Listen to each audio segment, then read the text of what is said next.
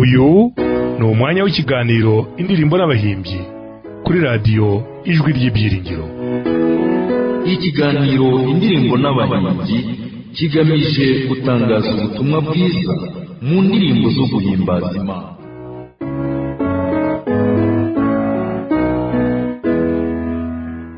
Inshuti uteze amatwi radiyo ijwi ry'ibyiringiro ivugira ku murongo wa FM w'106.4 ikanavugira kandi ku murongo wa FM w'100.2 radiyo kandi mwumvira muri application ya TuneIn. Turabasuhuje mu izina rya Yesu. Uwo mwumva kuri mikoro za radiyo ijwi ry'ibyiringiro ni mwarimu wa muzika Muhayimana Gerard wabateguriye kandi ugiye kubagezaho ikiganiro cyitwa indirimbo n'abahimbyi. Nk'uko mubizi ubushize twari kumwe n'umugabo witwa Gasamunyiga Ephraim watugejejeho byinshi cyane mu birebana n'amateka y'indirimbo z'itorero ziri mu gitabo cyacu cyitwa indirimbo zo guhimbaza Imana. Yatubwiye cyane abamwe mu bantu baturutse mu mahanga bakaza kugeza ubutumwa ku banyarwanda kubw'urukundo Imana yabashyizemo. Yatubwiye kandi nk'abitwa ba Derove, atubwira abitwa ba Muniyeri.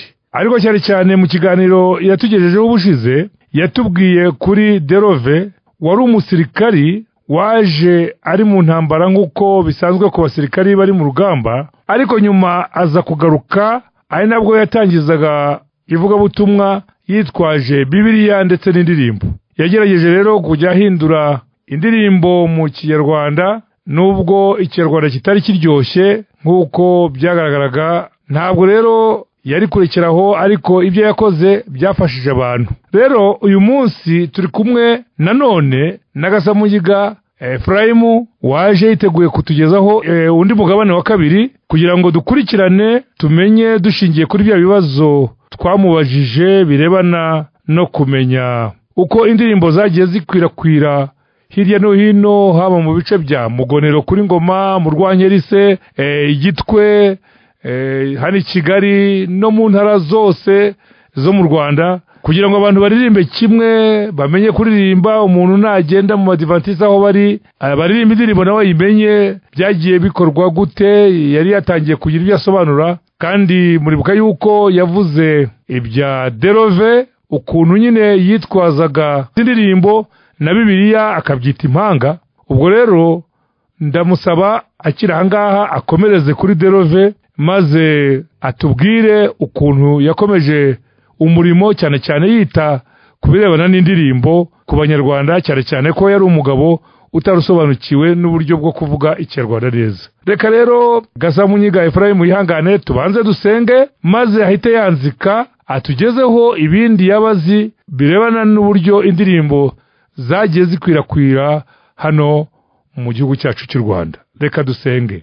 Mana yacu dukunda ituhirengeye mu bwabwo mu ijuru, tugushimiye uburyo butangaje umurimo wawe wagiye utangizwa mu gihugu nk'iki ngiki, abanyarwanda batari bazi Yesu, batari bazi ivugabutumwa, ukohereza abantu baturutse mu mahanga ya kure, batazi ururimi rwacu, batazi imico yacu, nyamara bakitanga tukamenya ubutumwa. Izina ryawe rihimbazwe. Mana yacu rero turi kumwe na Gasamunyiga Ephraim ugiye gukomeza kudusobanurira.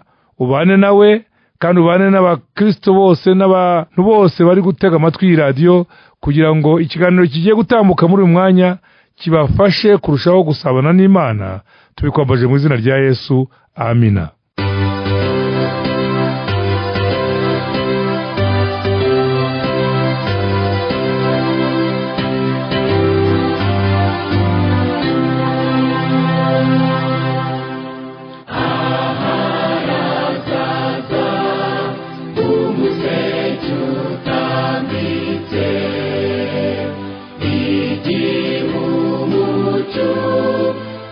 Tambururu mwijima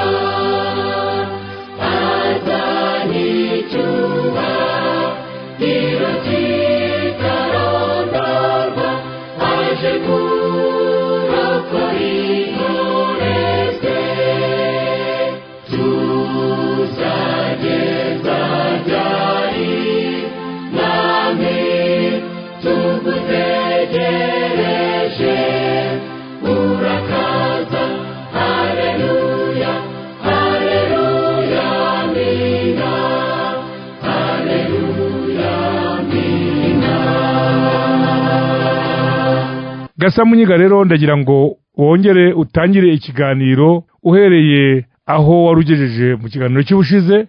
Niba warabyibagiwe ndagira ngo nkubwire ko wari uri kutubwira ibya Derove, wari ufite Bibiliya akagira n'indirimbo yagendaga yigisha abantu. Uheraho ngaho maze ugende ukurikizaho n'ibindi. Uwo muntu w'Imana witanze atyo nk'uko nabivuze, iyo Imana itoye umuntu ngo ayikorere niyo ikorera muri we. Ntiyarazi urunyarwanda, nta gitabo cy'indirimbo cy'urunyarwanda yari afite, nta Bibiliya y'urunyarwanda yari afite. Yigishaga mu runyarwanda rw'urukonjo, akaririmba mu runyarwanda nk'umwana uhoha kuvuga amabango akura muri Bibiliya n'indirimbo zo mu rurimi rwe, ariko akagerageza uko ashoboye kugira ngo yumvikanishe Imana mu ndirimbo, yumvikanishe Imana, amenyekanishe Imana muri Bibiliya. Murumva ingorane yari afite. Bantu mwitangira gukora umurimo w'Imana, muvuga ngo mukorera Imana. Uwo muntu yaje nta muzungu asanga uzamucumbikira. Iyo ngeze aho ndatekereza ntese yakuraga hehe amafaranga yo kumutunga, yaryaga iki, yabaga hehe? Ariko se Imana ni byose, uyifite aba afite byose. Uwemeye kwimukoresha imukorera byose, ikorera muri we byose. Atangira kwigisha indirimbo. Ubwo ndiho ndashaka igisubizo cya Gerard abaza ati, mbese kugira ngo indirimbo zimenyekane mu Rwanda hose byagenze bite? Hari abantu se bari baza amanoti bagiye baziyigisha aha n'aha kugeza ubwo zimenyekana zityo? Ni ya minota 15 yo mwishuri ryo kwisabato. Tega amatwi. Derove niwe watangije ijambo indirimbo, niwe wasohoye ijwi rya mbere ry'indirimbo, ukuntu Imana iririmbirwa isingizwa mu ndirimbo mu rurimi atazi, mu rurimi rutarurwe. Naguha urugero rw'ukuntu indirimbo zavutse, nk'uko umwana avuka akiga kuvuga, avuga urukonjo, ariko umubyeyi we akamenya icyo uwo mwana ashaka n'icyo avuga. Hari indirimbo imwe naguha urugero ivuga iti, nkurikije amagambo ye muri icyo gihe nuko yayiririmbaga: none ndamenya ndi kwa Yesu, ndanezerwa yampaye ubwiza, mbaye umusigwa w'ubukizi, ndanezerwa ndamenya yampaye ubukizi. Murumva atari urukonjo. None ndamenya ndi kumwe na Yesu, ndanezerwa yampaye ubwiza, mbaye umusigwa w'ubukizi, ndamenya yampaye ubukizi. Muri we yumvaga ko akoze, ariko kandi abo yabwiraga nabo yaririmbiraga bo bumvaga ibyo avuze kuko bari baramumenyereye. Iyo ndirimbo turayifite, ariko muri icyo gihe urumva uko yakuze nuko yavutse nuko yarimbwe mu rukonjo n'urukonjo rwayo. Akajya yigisha agira ati, none ndamenya ndi kwa Yesu, ndanezerwa yampaye ubwiza, mbaye umusigwa ubukizi, ndamenya yampaye ubukizi. Nongere nsubiremo aya magambo bene data muyumve uko Munyeri yatangije indirimbo mu rurimi rwe, maze mutekereze Derove uko Derove yatangiye asingiza Imana mu ndirimbo mu rurimi rutarurwe. Nibwo navuze nti indirimbo zavuze urukonjo, ziririmbwa mu rukonjo, none zisigaye ziririmbwa neza umuntu aririmba yatuye. None ndamenya ndi kwa Yesu, ndanezerwa yampaye ubwiza, mbaye umusigwa w'ubukizi, ndamenya yampaye ubukizi. Numva mukunze. None ndamenya nukuvuga ngo ubu nziko ndi kwa Yesu. None ndamenya ndi kwa Yesu, ubu nziko ndi kwa Yesu. Ndanezerwa yampaye ubukizi. Nezezwa nuko yampaye agakiza. Ubukizi n'agakiza. Mbaye umusigwa w'ubukizi, mbaye umuragwa w'agakiza. Kuba ngo mbaye umusigwa ni ukuvuga ngo mbaye umuragwa w'ubukizi w'agakiza. Ubukizi n'agakiza. Umusigwa ni umuragwa. N'umubyeyi asigira umwana ibye akitwa umuragwa, niwe yitaga umusigwa. nguko uko indirimbo zavutse.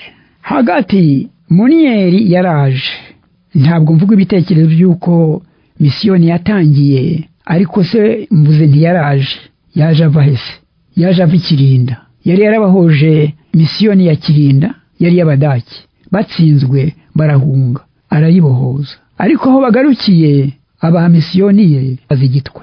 Ariko yaje azanye iminyago, yavanyeyo abamufashije gukora umurimo, nk'uwitwa Pastor Lezari niho yamuvanye, uwitwa Samuel Karekezi niho yamuvanye. Pastor Karekezi baramuzi. Uwitwa Pastor Moses Segatwa niho yamuvanye. Uwitwa Lazaro Miriho mukuru wa Pastor Segatwa niho yamuvanye. Uwitwa Baelia Nkinga Bagoyi. Abo bose nibo bamufashije mu butumwa, nibo babaye abayobozi, nibo babaye abapasitoro mbere na mbere igitwe. Ibyo tubishyize iruhande dusubire ku ndirimbo. Munieri aho aziye we yarafite ubuhanga bwo kumenya indimi. Yize Urunyarwanda arumenya vuba cyane, kandi n'ahanini yarufashijwemo n'abo pasitoro bazanye, kuko nubwo yari atararumenya, iyo uvugana n'umuntu nyiri ururimi akabona icyo ushaka kuvuga, we akimenya kare akakubwira icyo ari cyo nuko kivugwa. Ikindi yari afite umutima w'urukundo rutangaje n'ubutwari n'ishyaka, nk'uwahamagawe n'Imana koko. Nawe yari umukorerabushake, yari afite amasite, nayita amasite, aho yakoreraga amavuna cyangwa se aho yigishirizaga Bibiliya. I Gatovu, utwo ni udusozi dukikije Gitwe, i Murama, mu Nkomero n'Ijoma, aho yahahaga iminsi yaho, maze Abanyarwanda baho naringiye kuvuga ngo abaturage bakamenya umunsi azaza bakamwitegura. Yigishaga indirimbo, akigisha na Bibiliya. Muri ayo masite yose yari afite n'iyindi site i Nyanza kwa Musinga. Yajyaga ajya kwigisha kwa Musinga buri wa kane w'isabato. Abaturage b'ibwami bose bari bazi isaha n'umunsi Munieri azaza kuvuga ubutumwa, kwigisha ijambo ry'Imana ibwami. Umwami yaramuzi, umwami yaramukundaga. Iyo yahageraga, umwami nawe yamuzaniraga intebe agateka. Nta mwami wicara, ahubwo kwicara k'umwami bavuga guteka, nawe akumva ijambo ry'Imana. Hari benshi, ariko si benshi cyane da, abonzi ni babiri bihaniye ibwami, bari intore z'ibwami, nk'umugabo witwa Rwanyabumasa Edouard wabone Gatovu ndamuzi, niwe ndahazi n'abana be bamwe twariganye Gitwe, n'undi witwaga Isaka rwa Murara. Abo bihaniye Nyanza kwa Musinga. Ubwo hari n'abandi bo mu zindi ntara cyangwa ahandi ntazi, ariko nguko ku murimo w'Imana Munieri yawukoraga hirya no hino. Ngarutse muri ya masite azengurutse Gitwe, ababyeyi banjye bambwiye ko site imwe yari mu rugo iwabo. Mama yajyaga turirimbira indirimbo Munieri yajyaga bigisha. Iyo ndirimbo n'ubu iriho turayifite. Amabango yayo nubwo ntabanyibuka neza, yaravugaga ngo twe kubakisha umukungugu, tureke isi n'ibibabaza, nta kidapfa hano hasi, turamishwa n'Imana. Abarwanira itorero mukomeze ubutwari. Cyangwa reka mfungure hejuru gato. Twe kubakisha umukungugu, tureke isi n'ibibabaza, nta kidapfa hano hasi, turamishwa n'Imana. Abarwanira itorero mukomeze ubutwari. Isi nshya yenda kuremwa mu mudugudu wera. Data wa twese uri mu ijuru nta byago bihaba, nta kidapfa hano hasi, turamishwa n'Imana. Murumva ko ayo magambo yo avugitse neza, asobanutse kuruta aya Derove.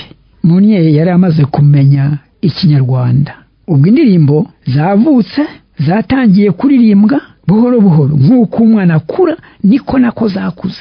Ntabwo ushobora kumenya igihe umwana yakuriye. ubona umwana mubana murarana mwiranwa ariko wajya kubona ukabona arakura ariko ntubona uko ateri intambwe azamuka n'indirimbo nuko niko ikintu cyose kiremwe n'Imana gikorwa n'Imana gikorwa ntabwo ukirebesha amaso ngo bone uko cyisumbura nuko gitera intambwe yigishaga kwandika no gusoma ndavuga Monieri ababyeyi banjye bari bazi gusoma barabimenyeye kwa Monieri n'indirimbo reba kwigisha umuntu kuririmba atazi gusoma no kwandika uko nayiririmbye ni mu buryo yabigishagamo ariko inyuranye gato n'ukuntu turirimba muri iki gihe ariko byibura yatangije uwo murimo mu bizera bacu abaje hanyuma bahera aho ngaho aho muri ayo masite yajyaga asaba ababyeyi kubaha abana ngo abigishe gusoma no kwandika barabamwimaga kuko batari bazi akamaro ko gusoma no kwandika yabwiye umubyeyi ati ndashaka kuriya mwana ngo azajya aza kwiga igitwe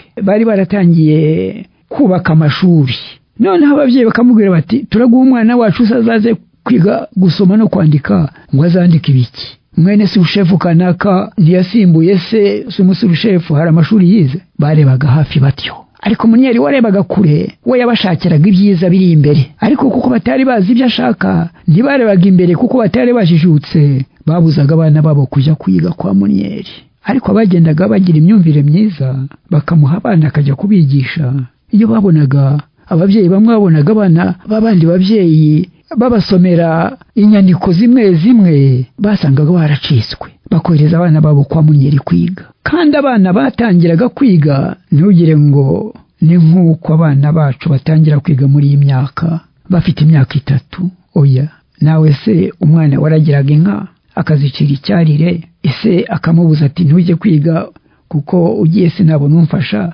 urumva ko atarabaga kuze yabaga afite imyaka 15 n'itatu umwana rero ungana utyo nibyo umwigishije si ngo kwigisha umwana w'ikibura mwaka bafata vuba yabigishaga indirimbo akabigisha na Bibiliya akabigisha no kwandika no gusoma tangiza umwaka wa mbere umwana akiga umwaka wa mbere yiga indirimbo gusoma kwandika na Bibiliya uwa kabiri akamwigisha amasomo y'uwa kabiri nanone akamwigisha indirimbo na Bibiliya uwa gatatu akamwigisha amasomo y'uwa gatatu n'uwa kane iyo umwana yabaga arangije umwaka wa kane afite imyaka 13 15 17 yabaga kuze yabaga yamenye kuririmba ubwo nabwo Monieri yari yaramaze guhindura indirimbo zimaze kuba 100 za zindi rya jana rya mbere twaririmbaga kugeza mu 1957 niho hasohotse ijana rya kabiri ariko mbere hose twaririmbaga rya jana rya Monieri izo nizo yigishaga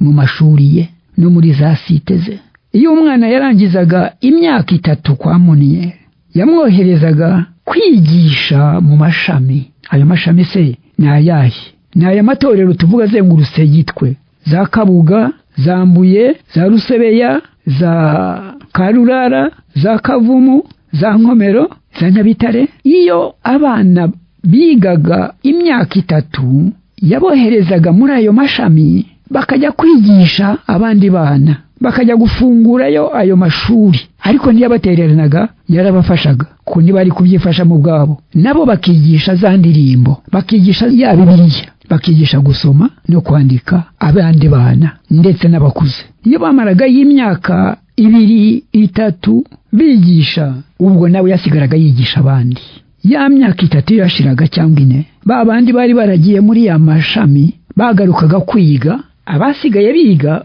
bakajya kubasimbura abo bagakaruka kwiga umwaka wa 4 n'uwa 5 n'uwa 6 cyangwa se bagendaga bararangije 4 baragarukaga bakiga uwa 5 n'uwa 6 barangiza iyo myaka 2 bakaba noneho ari abarimu navuga ngo bakamiritse nk'uko babivuga mu Giswahili kuko Amerika bazi kuririmba bazi gusoma bazi Bibiliya bazi kwandika nabo bakajya kubyigisha abandi ayo mashuri n'ubu nk'uko nayatondaguye ariho yahanzwe icyo gihe indirimbo babigishaga uko bazigishwaga kwa Monieri niko bazigishaga nabo abo bagiye kwigisha muri ayo mashuri hashira igihe nanone bakajya gufungura amashuri ahandi bakigisha za ndirimbo uko bazikishije kwa Monieri bose bakazihimba kimwe kuko isoko ari imwe niyo bita ivomo ni imwe aho zivomwa ni hamwe aho bazikura ni hamwe isoko bazikuramo ni imwe ni kwa Monieri kugeza ubwo noneho mu Rwanda hose bamenye kuririmba indirimbo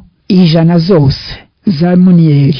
Abo barangizaga imyaka 6 niba bakomeje baza kuvamwa ababwiriza butumwa, baza kuvamo n'abapasitoro.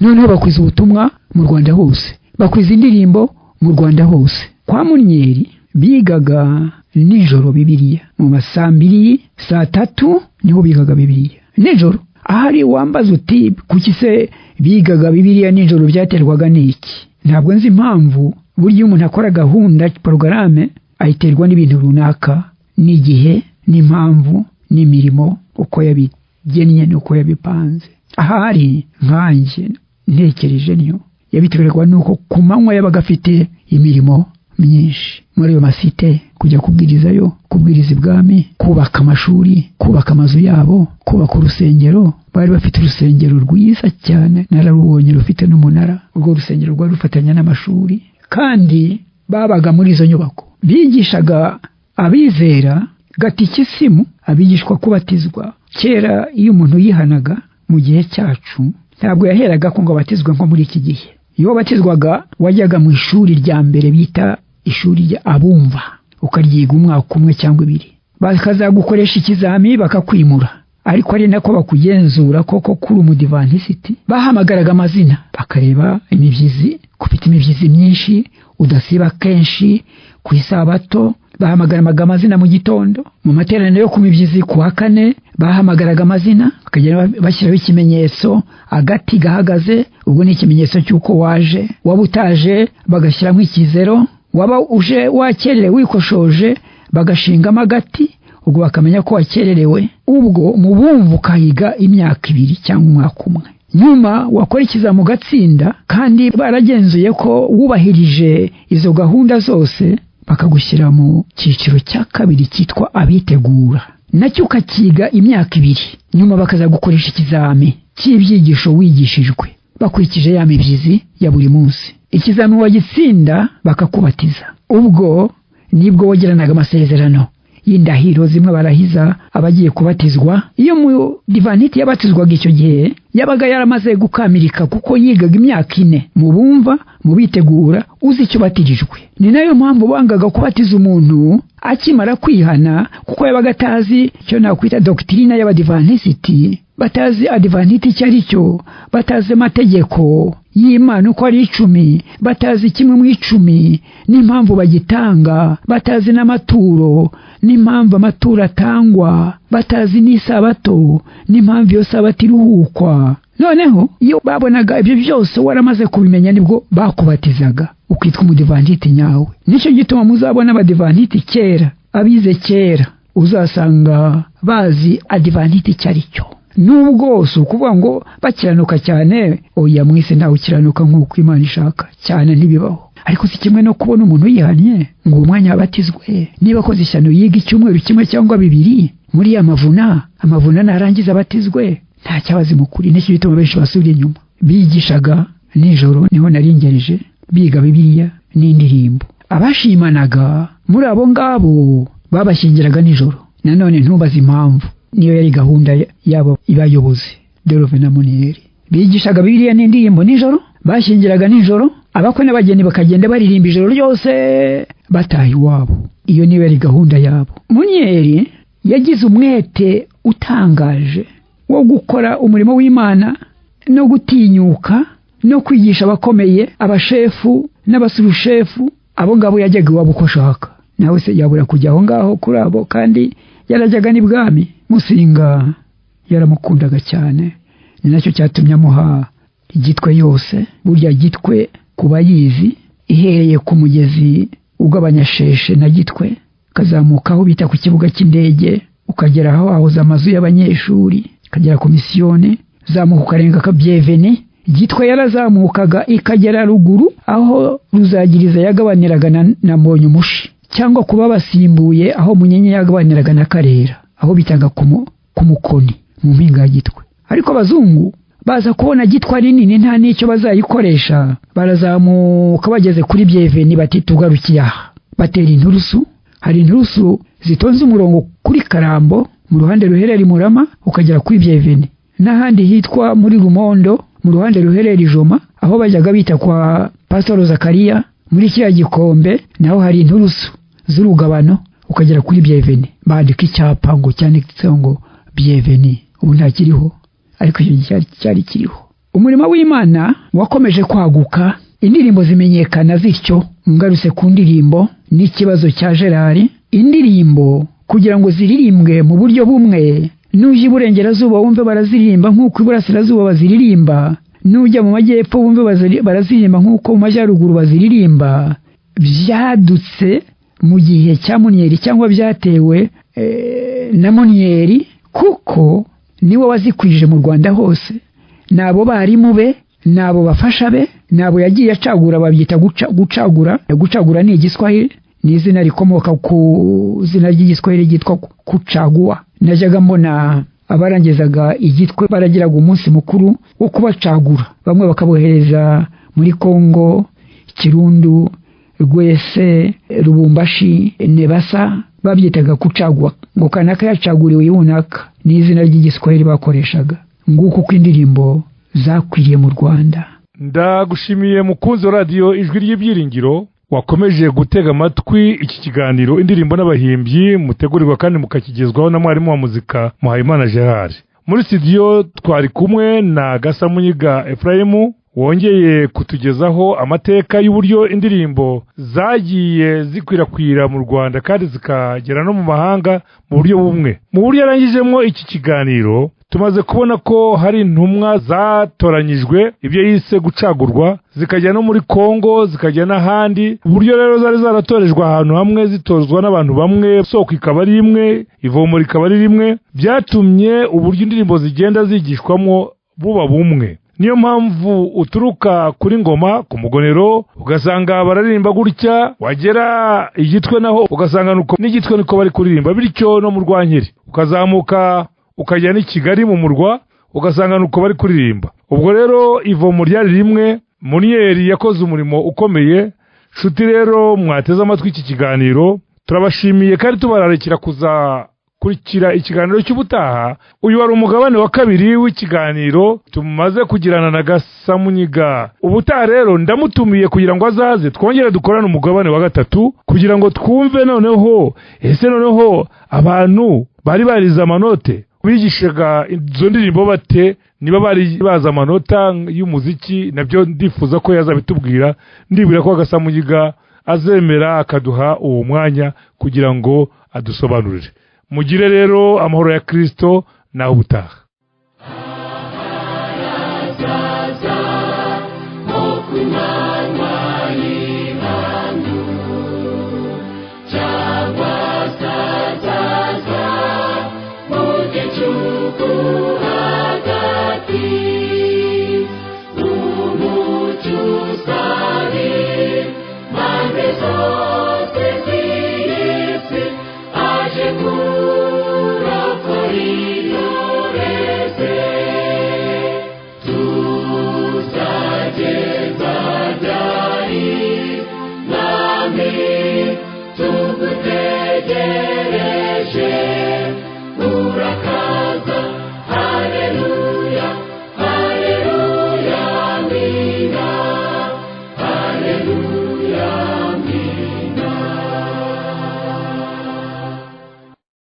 Reka dusenge.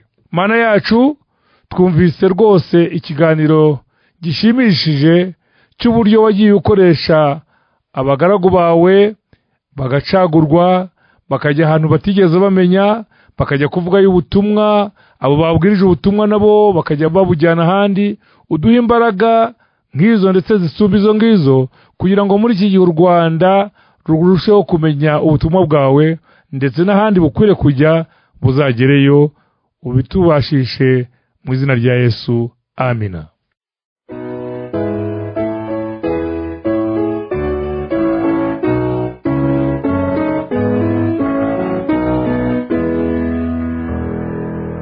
Uyu ni umwanya w'ikiganiro indirimbo n'abahimbyi kuri radio Ijwi ry'Ibyiringiro.